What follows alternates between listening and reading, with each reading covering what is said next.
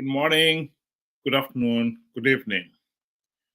This is an update of the saga, the political saga in Zimbabwe, triggered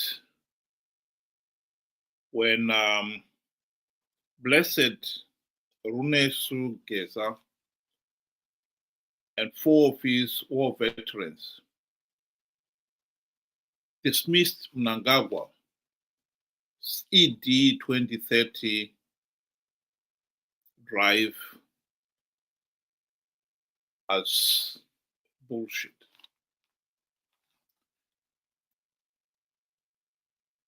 The whole principle of this 2030, as we know, was based on the argument that Mnangagwa was doing such a wonderful job in reviving Zimbabwe's economic fortunes ever since he took over from Mugabe in 2017. He should be allowed to stay in power an extra 2 years beyond the 2-term limit, which would have expired in 2028, so that he could deliver this Vision 2030, the upper middle income status for the country. What Geza said was the truth that many people could see with their own eyes. There was no economic prosperity. Ever since Mnangagwa got into power, he promised to stamp out corruption. Corruption has got even worse than it was during Mugabe's time. The economy is in a mess. Infrastructure is broken down. Power cuts are the norm. There's no running water, etc., etc. So this Vision 2030 was just an illusion, a mirage. And so when Geza said it was rubbish, bullshit, he was saying that many people knew was true. Some have said it, but unfortunately they didn't have the voice that Geza and his war veterans friends had.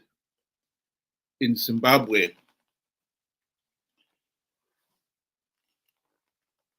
ever since the country's independence, the majority of the ordinary Zimbabweans have been nothing more than third-class citizens. We have no voice and no vote. And the first-class citizens are the ZANU-PF ruling elite, the war veterans, and their cronies. And so when the war veterans said it, their voice was amplified. It carried weight, gravitas.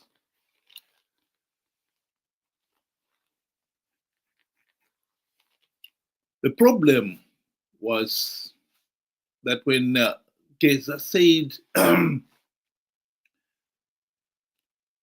bullshit to Mnangagwa and demanded that Mnangagwa should resign, the question was, what next? Well, Geza had a clear idea of what he wanted to happen next. He wanted VP Chiwenga to take over. But for this so-called Geza Revolution to succeed, he needed the people of Zimbabwe, ordinary Zimbabweans, to support it.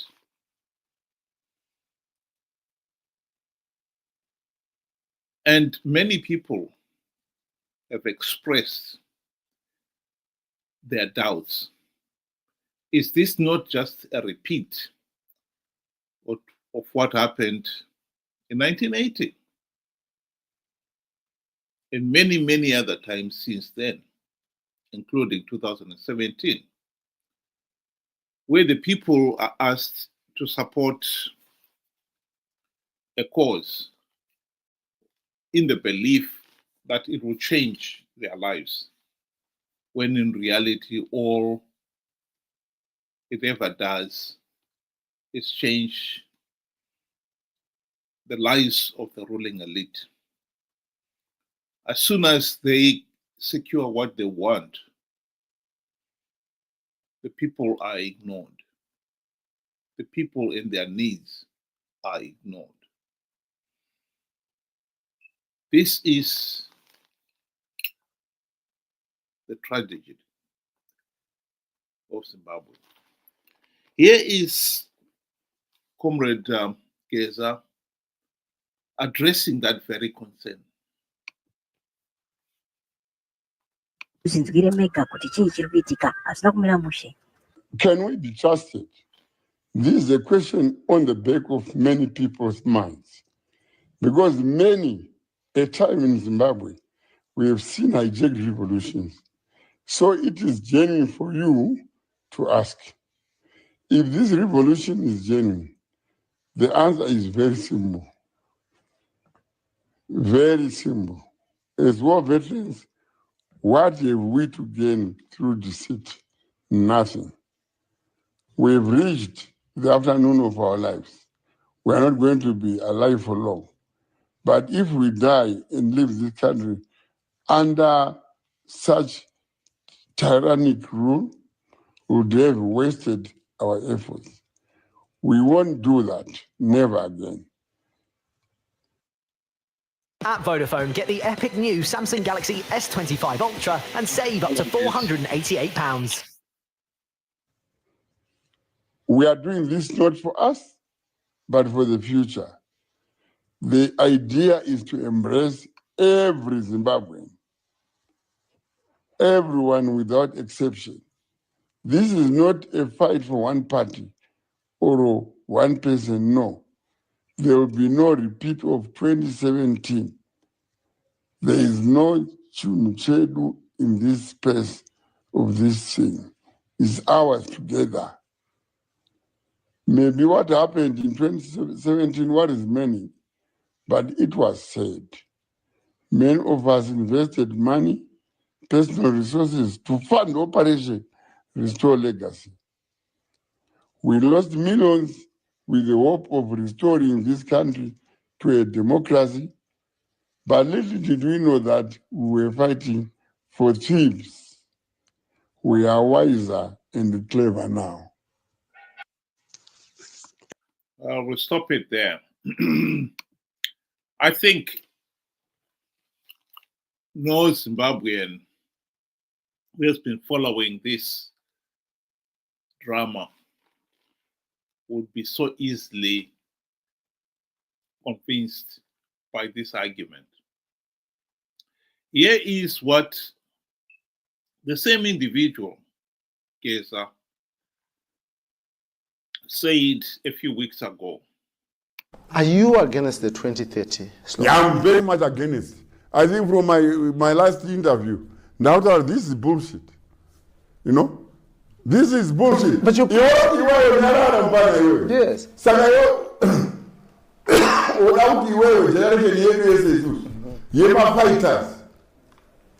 One way up in the State House. But you were two guys. Robert Kapio Mugabe was your guy. Fuck off, man. When we say my war veterans, one way, I do that as I want. Yeah. One way, right? Our man nationalists, don't are my war veterans. You know? What's the difference? I'm not prepared to expand. Yeah.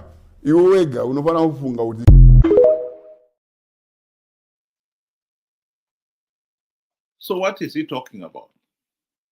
Well, the truth of the matter is, this is about power. As much as He says he and others, which is true, war veterans, helped to bring about the 2017 military coup. He cannot deny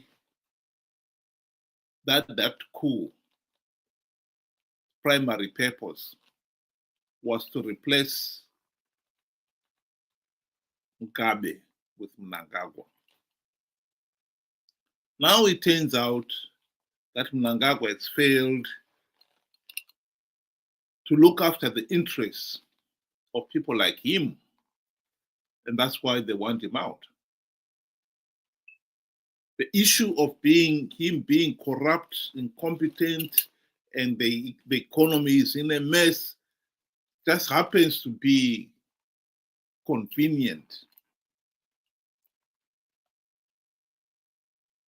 Something to pin, to hang up his demands on, to base his demands on. He wants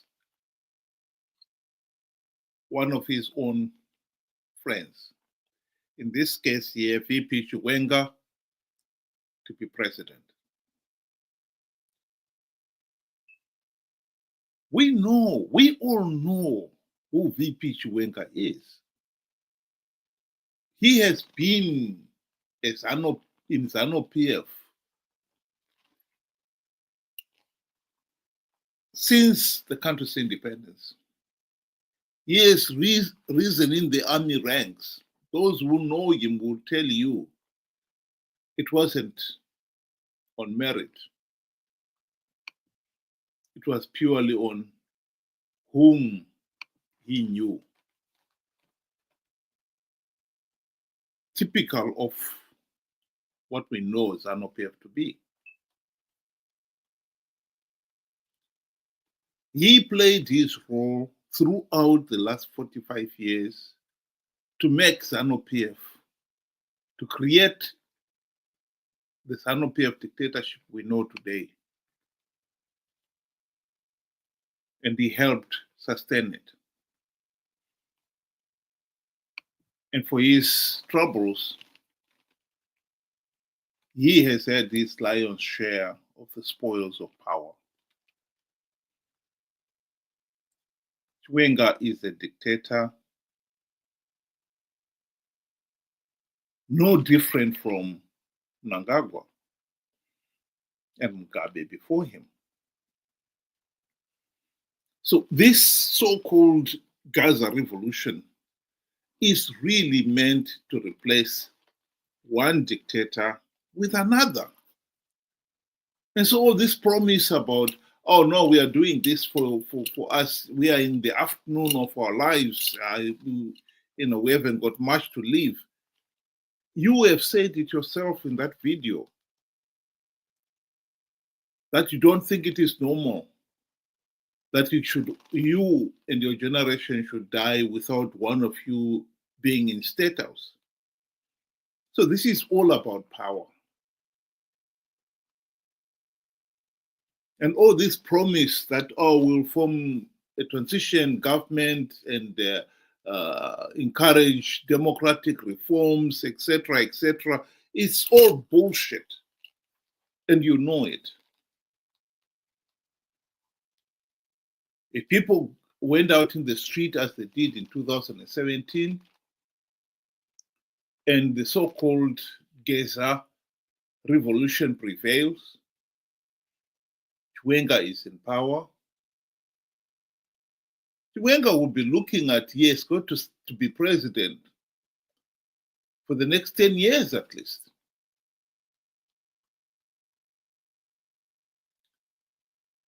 And he's not going to risk losing that power by holding free, fair, and credible elections.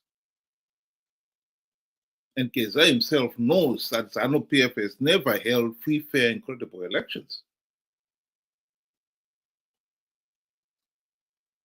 I think the people of Zimbabwe should be smart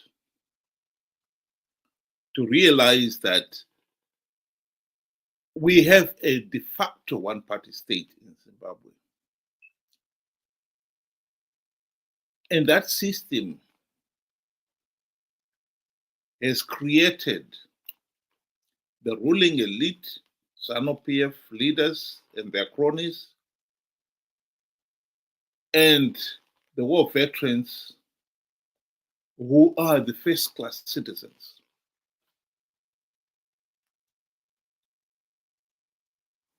Whilst the rest of the populace, we are at best third-class citizens.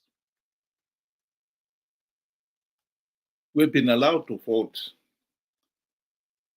but they, ZANU-PF and the war veterans, have the veto.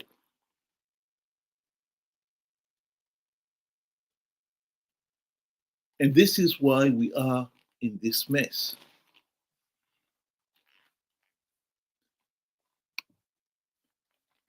We have had those in the army speak of what they think Zimbabwe should be. And I believe these individuals have been brainwashed by the ZANU-PF ruling elite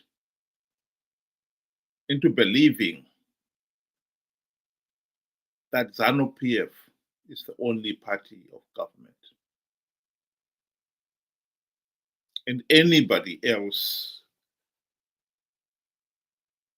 has no say. Here is one army general speaking on that very issue. ZANU-PF ichatonga kusvika madhonge ameranya.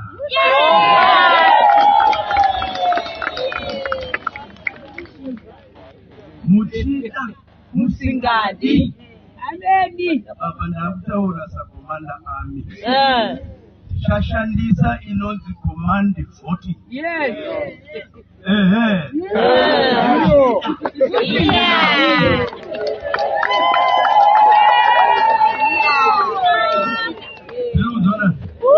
Yaya masapuku wariti wemusanga chazvigadzira. Yes. Amen. ZANU-PF. Mamberina idi Mnangagwa. Pasi nemandu. Security forces saka PC mkuru wemauto ndini.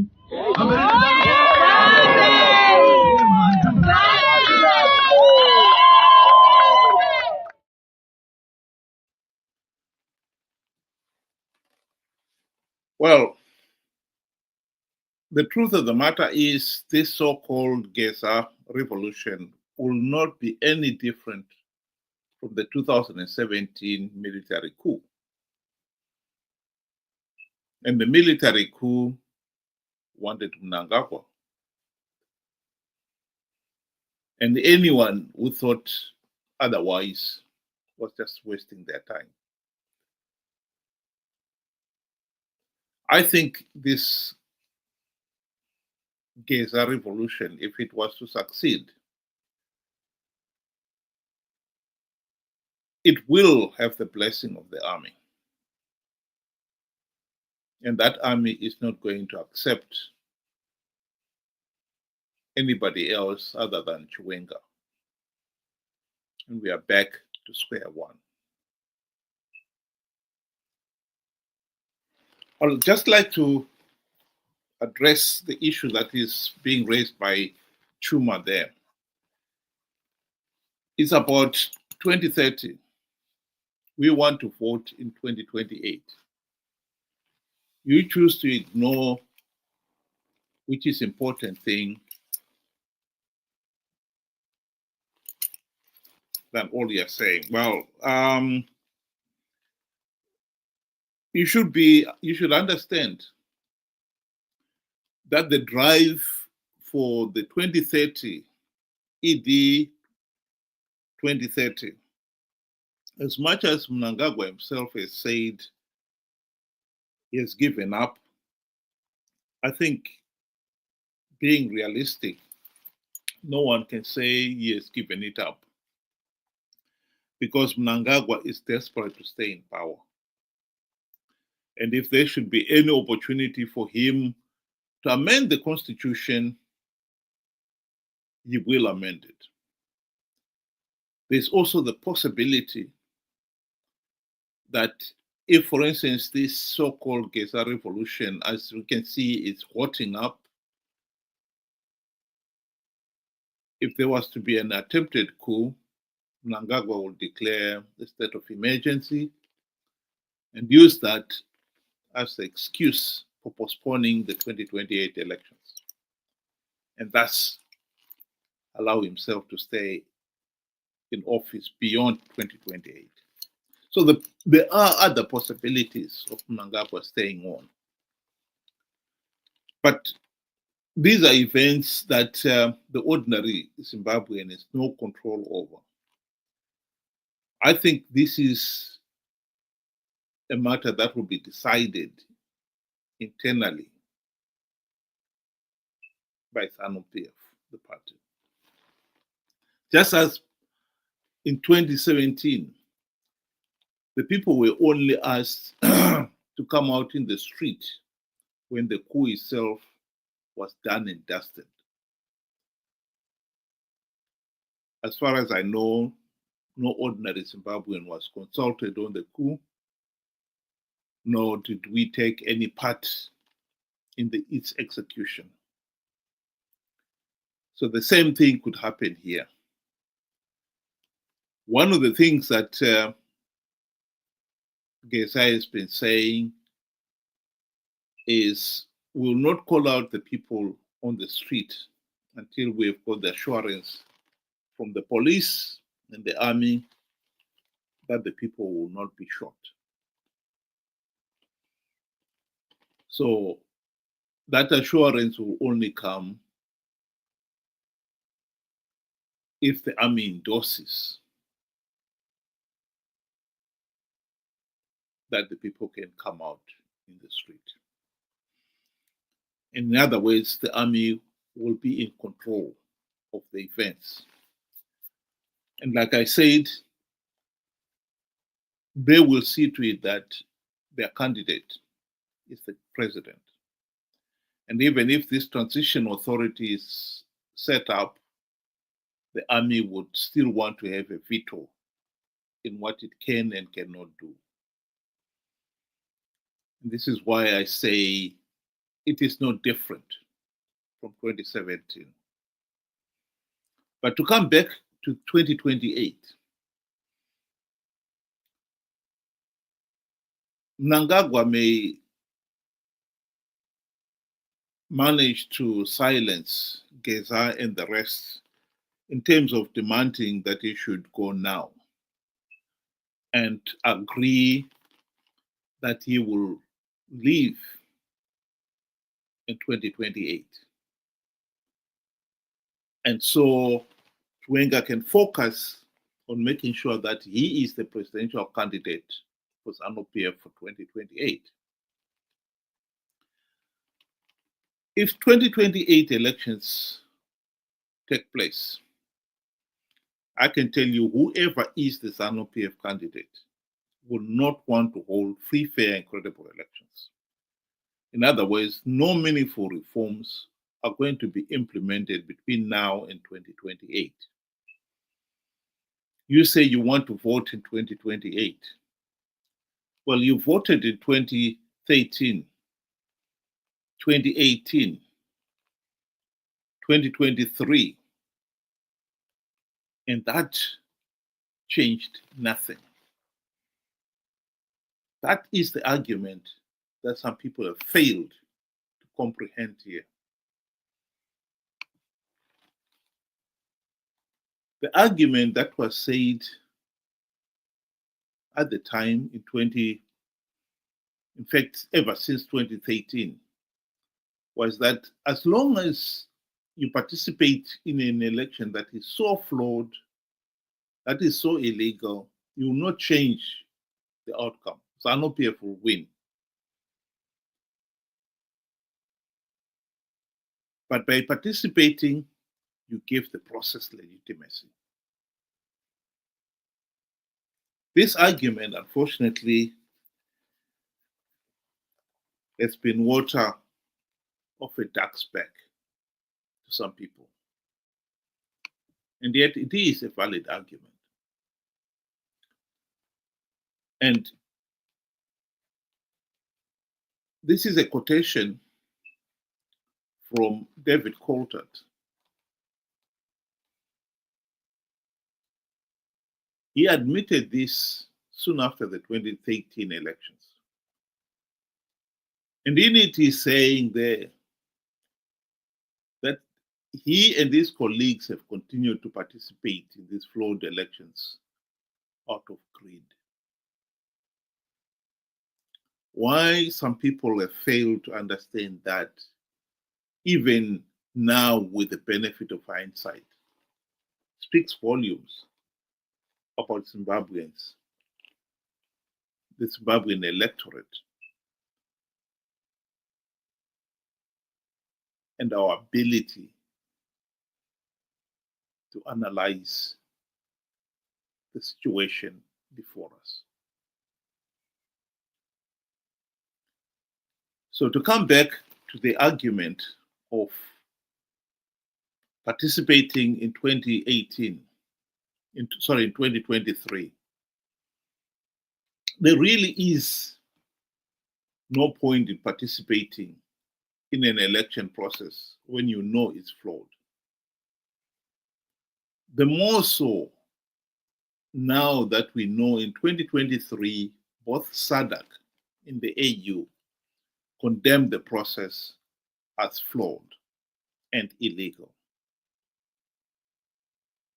So SADC in the AU will endorse the position where people are saying, no, we are not participating in this process because it is flawed and illegal. But if people stubbornly decide that they are going to participate with no reforms, and they participate again in their millions, SADC and the AU will find themselves in a position where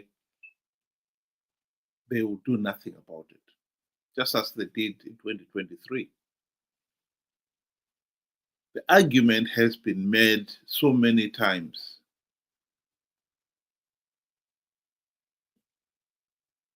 I think it is a pity that some people still fail to comprehend it. But that is an issue for another occasion. For today, the most important issue here is, as much as Blessed Geza would like to assure the people that this is a people's project, the truth of the matter is it is not. This is Geza and company saying, well, I'm in the afternoon of my life, and I'm not going to go to my grave until I've had a chance to rule the country too.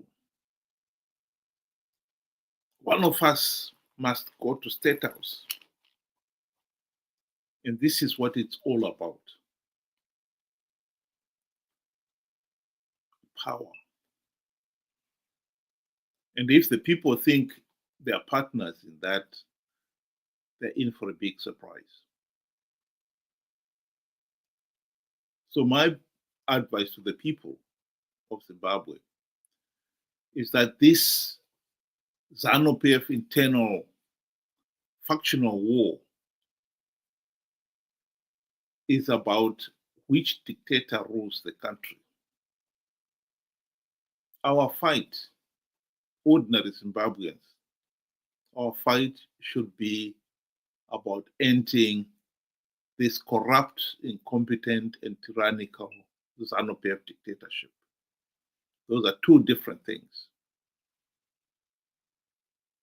People lost sight of what they were fighting for in 2017. And they took sides with one of the factions, the Lacoste faction, only to be used.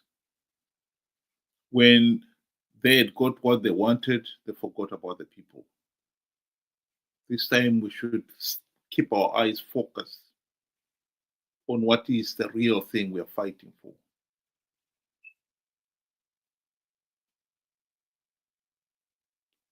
And that is to end the dictatorship. Forget about replacing one dictator with another and hoping that one dictator will be any better. None of the dictators are any better. That is the mentality one would expect from somebody like in a position of a mouse trying to pick which is a better option, a black mamba or a cobra. I think the mouse has got the brains, the intellect to know that either one of those snakes will kill it. And if the two snakes are fighting, its best option is make good of its escape and not be fooled into believing that one will be better and therefore then taking sides. I repeat, the Geza Revolution has nothing to do with the ordinary people. It's not a people's project. Geza may be in his late afternoon of his life, but he is as keen as mustard to be in State House before he is buried. And that is what he's fighting for. This pretends that he's fighting to make sure that Zimbabwe is finally a healthy and functioning democratic nation. It's just bullshit. Taken him 45 years to realize that Zimbabwe is a dictatorship.